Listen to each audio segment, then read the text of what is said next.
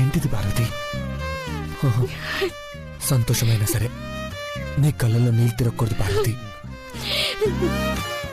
మా అమ్మ కూడా నన్ను ఇట్ట రెడీ చేసేది కాదేమో.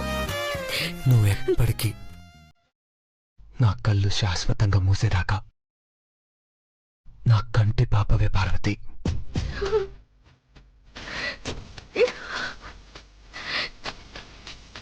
ఓయ్, ఒక్క నిమిషం.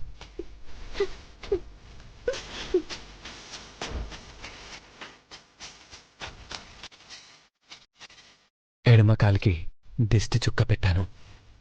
నా దిష్టి కూడా నీకు తాకూడదు.